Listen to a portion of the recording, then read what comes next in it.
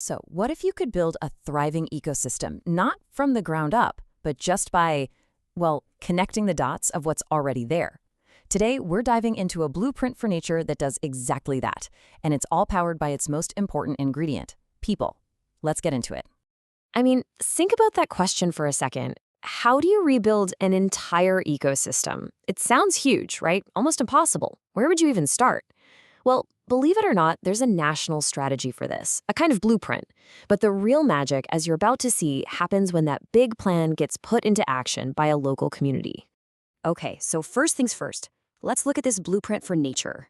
Officially, it's called the Nature Recovery Plan, and it's all based on these really influential ideas known as the Lawton Principles.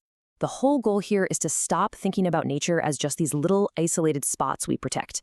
Instead, the idea is to start building real, functional, connected networks that can actually support themselves. And you know what? The entire strategy boils down to this brilliantly simple mantra.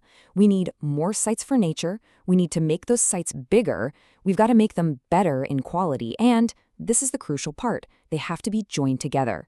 More, bigger, better, and joined. It's simple, it's powerful, and it works. Now, to actually build this, ecologists use a specific set of tools, or building blocks. You've got your core areas, which are like the biodiversity hotspots, the real engine rooms. Then you have corridors, things like rivers or hedgerows that link them up. Stepping stones are smaller patches that let species kind of hop across the landscape. Buffer zones act like shields to protect the important sites. And finally, restoration areas are places that have the potential to become new core areas. It's kind of like ecological architecture. Okay, so that's the theory. But what does this look like in the real world? Well, let's take a look at the town of Sidmouth. A survey there pretty quickly identified at least 50 of these high-value ecological sites. 50! That's an incredible foundation to start with. But that brings up the big question, doesn't it? Having 50 sites is fantastic. But does that actually make a network? Or are they just 50 beautiful but totally disconnected islands of green? Are they failing that super important joined principle? All right, let's dive into our case study and find out. Welcome to Sidmouth, a living network. So what's so cool here is that those 50 sites, they don't just sit there randomly. They naturally cluster into 5 distinct logical groups. You've got Sulcombe Heights out east, Peak Ridge on the west, the River Corridor. They're all coherent zones.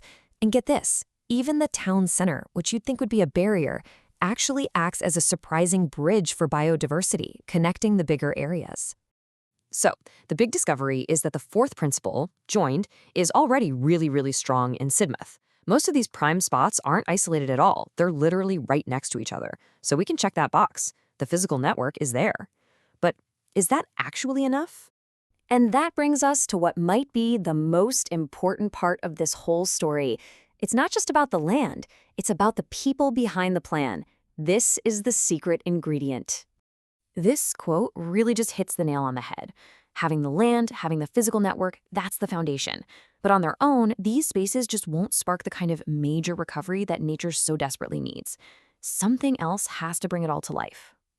So here it is, the single most important point. It's the network of people, the community network, that actually builds and breathes life into the ecology network. It's the volunteers, the local groups, the folks who show up and get their hands dirty. They are the engine that transforms a map of green spaces into a living, breathing ecosystem. And the power of that human network? It's just staggering. A conservative estimate for Sidmouth alone suggests local volunteer groups put in at least 1,000 hours of work every single year.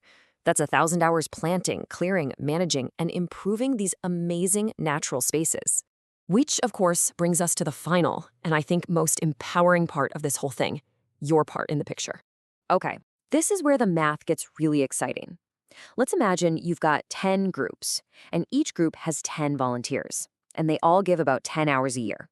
That gets us to our 1,000 hours. Now, what if each of those groups just inspires one more person to join? And what if everyone, the old and the new volunteers, gives just 1 extra hour a year? The result? A massive 20% jump in total activity. It's just a perfect example of the network effect in action. A tiny, totally achievable increase in participation creates this huge outsized impact on the ground. It's amazing. And that right there is the key takeaway. It is so easy to think, oh, what difference can 1 or 2 hours really make? But it's not insignificant, not at all. When your effort is combined with everyone else's, it becomes a vital piece of an incredible collective achievement that literally shapes the world around you. So, we'll end on this thought. The blueprint is there. The physical network of natural spaces, it's in place. The community network is active and it's waiting. The only real question left is, what will you help them become?